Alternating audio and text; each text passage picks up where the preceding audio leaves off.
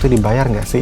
Berebut pada mau PKL di sini, PKL di sini, PKL di sini. Itu waktu kita magang selama 6 bulan ada yang namanya jurnal absensi, dan itu harus kalian isi setiap harinya. Itu ada juga yang namanya laporan PKL, dan juga yang namanya presentasi PKL. Mereka sekarang setelah lulus mereka lanjut kerja di tempat magang mereka yang dulu.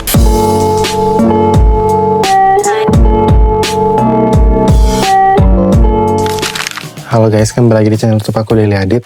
Jadi hari ini aku mau ngebahas tentang perjalanan aku magang di jurusan DKV selama 6 bulan. Jadi di SMK itu kita ada magangnya juga ya guys. Jadi bukan cuma kuliah yang ada magangnya, tapi SMK juga ada magangnya. Jadi buat kalian yang pengen tahu gimana cerita magang aku selama SMK waktu aku di jurusan DKV, tonton video ini sampai habis ya.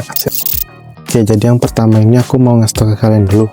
Dari sekolah aku kemarin magang itu di kelas 12 semester 1. Di kelas 12 semester 1 itu waktu kita magang selama 6 bulan. Jadi kita balik-balik itu udah kelas 12 semester 2. Kita itu dikasih tahu waktu PKL kita itu hamin 2 bulan sebelum kita PKL. Jadi kita bisa buat prepare dulu kan, cari tempat. Dan kalau masalah buat cari tempat PKL sendiri ini, itu ada yang beberapa direkomendasikan oleh sekolah, dan kita juga bebas buat kalau kita mau nyari sendiri. Kebetulan kemarin itu aku nyari sendiri, dan aku nyari tempat PKL itu udah emang dari jauh-jauh hari dari sebelum aku dikasih tahu kapan tanggal PKL-nya ya guys. Karena biasa kalau udah deket-deket tanggal PKL itu kita pada berebut, pada mau PKL di sini, PKL di sini, PKL di sini. Sedangkan di beberapa perusahaan itu kan ada maksimal batas PKL yang diterima buat magang gitu. Nah jadi singkatnya, aku cari tempat PKL itu kemarin, kalau kalian mau tahu caranya, ya iseng aja sih, kayak DM gitu kan. Karena aku emang pengen PKL di studio foto. Jadi aku DM beberapa akun Instagram foto studio gitu kan yang ada di daerah aku. Sampai akhirnya ada satu yang ngebalas. Dan waktu itu aku sama teman aku berdua langsung datengin, dan kayak, oh ya udah kalian bisa gitu, nanti tinggal datang aja tanggal PKL-nya kapan gitu kan. Dan di situ aku udah dapat. Jadi waktu teman-teman aku pada sibuk cari tempat PKL, aku udah dapat tempat PKL duluan gitu. Udah tinggal ngasih surat aja ke tempat PKL-nya. Jadi aku PKL itu harusnya disekolahkan PKL dari tanggal 15 Juli ke 15 Januari 2024 ke 15 Januari 2025. Jadi 6 bulan. Nah, tapi dari tempat PKL aku itu minta buat dari aku masuk duluan di tempat PKL itu di tanggal 4 Juli.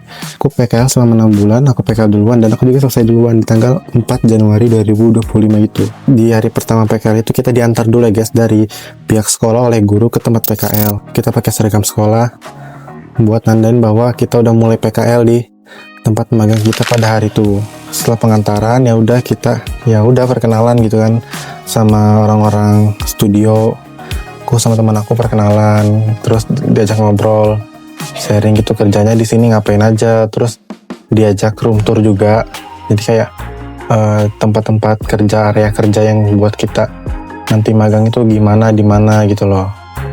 Dijelasin gitulah. Terus kalau emang kita nggak ngerti ya wajib tanya. Jangan nggak nanya ya guys, karena nanti kalian bakal susah sendiri kalau kalian malu bertanya. Nah jadi kalau di studio foto itu kemarin aku PKL ngikut jadi kayak asisten fotografer gitu kan. Awalnya kayak ngeliatin dulu fotografer ini ngarahin model buat gaya gitu kan. Nah jadi kita itu kalau ngefoto kita harus perhatikan juga kerapian pakaian klien. Jadi kita dilajarin buat kayak ngerapiin ini, lihat nih bajunya udah bagus belum, rambutnya udah bagus belum gitu kan. Dirapiin biar hasil fotonya itu nggak ada yang kurang. Terus di background ini ada yang bocor nggak, atau ada yang harus digeser sedikit supaya lebih pas gitu kan. Itu harus kita perhatikan guys. Jadi kalau di studio foto itu sendiri, persiapan yang kita kerjain itu, yang pertama ya kayak kita dikasih tau dulu dari admin gitu kan, kayak ini temanya hari ini kayak gini, yang foto ada foto family atau foto baby gitu kan. Nah, kebetulan kalau di studio aku itu tema fotonya itu kita dekor sendiri, jadi by request gitu dari klien. Misal dia minta tema bunga-bunga, ya udah kita dekor, kita kasih bunga-bunga. Kemudian nanti begitu kliennya datang, ya udah kita nyiapin lighting dulu, tes cahaya gitu kan. Kalau pencahayaan udah oke, baru kita ngelakuin sesi foto dan pastikan klien kita juga udah siap gitu kan. Kita juga harus pintar buat ngarahin pose-pose gaya ke klien kita, cara ngarahinnya, nyari ide konsep gitu kan, buat klien biar yang mati gaya ini bisa tetap keren gitu fotonya. Nah, setelah sesi foto itu berlangsung, jadi hasil foto-foto klien yang tadi udah dijepret itu kan, itu kita pindahin ke laptop, kita sortir, pilihin mana yang bagus, mana yang kurang, terus nanti kita serahin ke editor buat edit. Ya, jadi kita belajar ngedit juga di situ guys, ngedit warna gitu kan, cropping segala macam.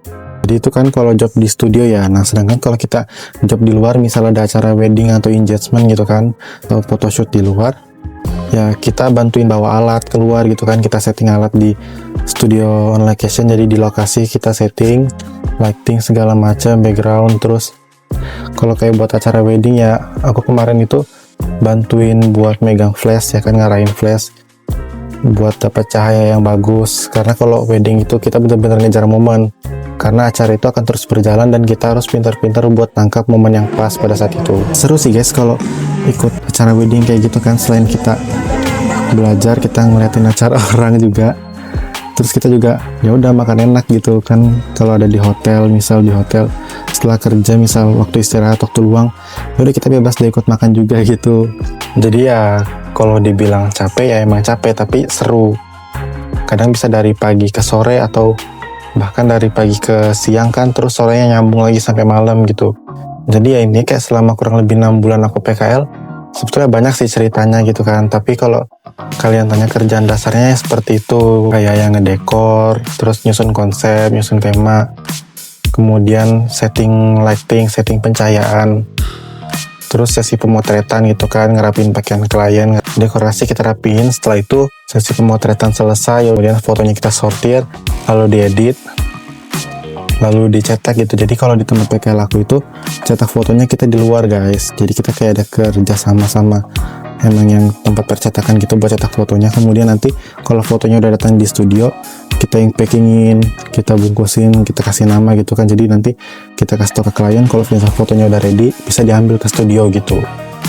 Nah itu kalau misalnya dari tempat magang aku ya. Jadi kalau di tempat magang teman-teman aku yang lain juga ya beda-beda gitu kan, tergantung kantornya lagi dia gimana tempat kerjanya gitu.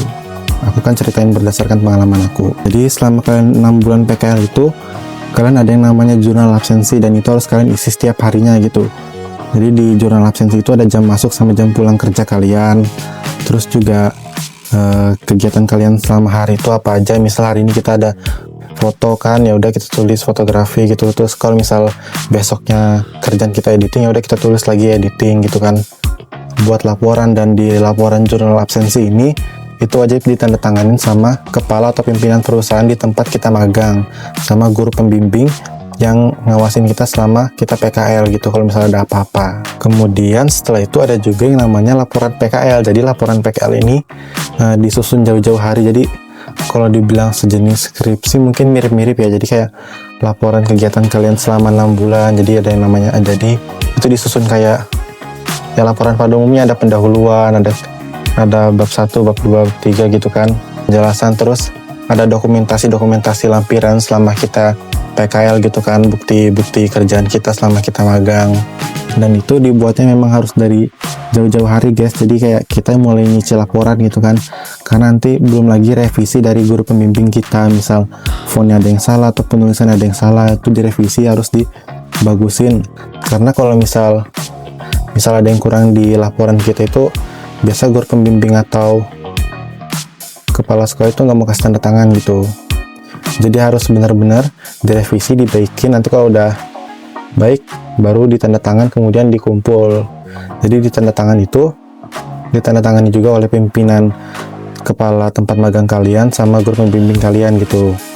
Ya pokoknya 6 bulan PKL itu seru lah guys, banyak ilmu yang kalian dapat gitu kan, banyak pengembangan diri dari kalian juga, karena kalian berhadapan langsung dengan klien, berhadapan langsung dengan dunia kerja, dan kalian juga jadi punya relasi-relasi dari tempat kerja kalian gitu kan. Semisal suatu saat lulus, kalian pengen cari kerja, kalian udah punya relasi, atau mungkin kalian dipanggil lagi ke tempat kerja kalian waktu magang gitu kan setelah lulus, kalau misalnya kerjaan kalian memang bagus. Dan ya banyak teman-teman aku juga yang mereka sekarang setelah lulus mereka lanjut kerja di tempat magang mereka yang dulu gitu. Terus yang terakhir itu kemarin ada juga yang namanya presentasi PKL. Jadi presentasi PKL itu ya nanti kita presentasi gitu depan guru, ditanyain selama kita PKL ngapain aja, ilmunya kita ngapain aja, terus kayak tantangan terberat selama PKL itu ditanyain. terus yang kurang di tempat PKL itu apa gitu kan. Dan itu setelah kita selesai magang kembali ke sekolah gitu. Banyak pengembangan diri yang kita dapat selama kita PKL. Harus belajar inisiatif, jangan malu bertanya gitu kan. Kayak kalau emang nggak ngerti, tanya gitu biar kita bisa selesaiin kerjaan kita dengan cepat. Dan siap-siap juga kalau emang dari tempat kalian minta lembur ya, mau nggak mau kalian harus lembur gitu. Ya kayak orang kerja pada umumnya lah guys kalian, tapi kalian bedanya kalian adalah anak magang gitulah. Dan banyak juga mungkin dari kayak kalian yang nanya, Kak magang itu dibayar nggak sih? Ya itu tergantung dari pimpinan perusahaan kalian lagi, kalian dibayar atau tidaknya ya. Kalau dibayar syukur, kalau nggak dibayar ya udah. Karena dari sekolah juga nggak nuntut buat minta kita itu dibayar atau digaji gitu. Tapi biasa dari perusahaan pasti ada ngasih lah uang makan atau uang transportasi gitu kan, uang capek, gaji biasa. Ada yang dikasih bulanan, ada yang dikasih mingguan gitu kan, ada yang dikasih harian juga mungkin. Beda-beda dari setiap perusahaannya. Oke, jadi mungkin itu aja penjelasan dari aku tentang seputar pengalaman aku PKL di SMK selama kurang lebih 6 bulan. Kalau emang kalian masih ada yang mau ditanyain atau belum ngerti, bisa tulis di kolom komentar aja, nanti bakal aku jawabin satu-satu ya guys. Dan sekian dari aku, jangan lupa like dan subscribe kalau memang video ini bermanfaat buat kalian. Karena satu subscribe kalian itu sangat berharga buat aku, karena aku juga masih pemula dan memang tujuan aku buat video ini adalah buat sharing ke kalian yang mungkin masih kurang ngerti atau butuh informasi seputar jurusan DKV atau PKL gitu. Oke, sekian dari aku dan bye.